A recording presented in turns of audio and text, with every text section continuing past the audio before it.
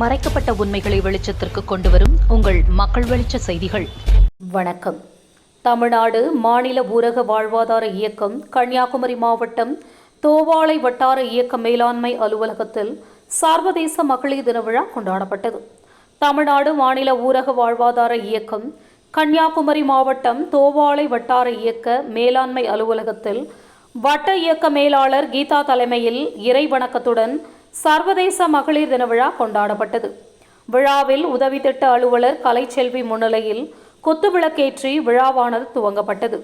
விழாவில் உதவி திட்ட அலுவலர் கலைச்செல்வி மற்றும் வள்ளிக்கண்ணன் சிறப்புரையாற்றினார்.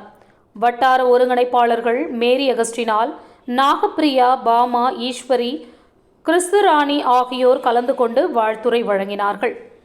விழாவில் சிறப்பு விருந்தினராக கலந்து கொண்ட உதவி திட்ட அலுவலர் கலைச்செல்வி சிறப்புரையாற்றுகையில், எல்லா துறைகளிலும் பெண்கள் சாதித்து காட்ட முடியும் என்று நிரூபித்துள்ளனர்.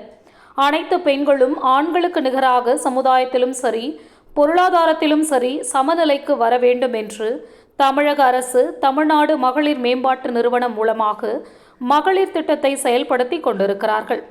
1999ஆம் ஆண்டில் அனைத்து மாவட்டங்களிலும் சுய உதவி குழுக்கள் ஆரம்பிக்கப்பட்டு அவர்களுக்கு பயிற்சிகள் வழங்கி தேவையான சுழல் நிதி மற்றும் சமுதாய முதலீட்டு நிதி, தொழில் தொடங்குவதற்கான நிதியையும் கொடுத்திருக்கிறது. இதனால் சுய உதவிக்குழு பெண்களுக்கு குடும்ப வருமானத்தை அதிகரித்து அதன் மூலம் சமுதாயத்தில் நல்ல அந்தஸ்து கிடைக்கப்பெற்று குடும்பத்தில் வறுமை குறையும் என கூறினார்.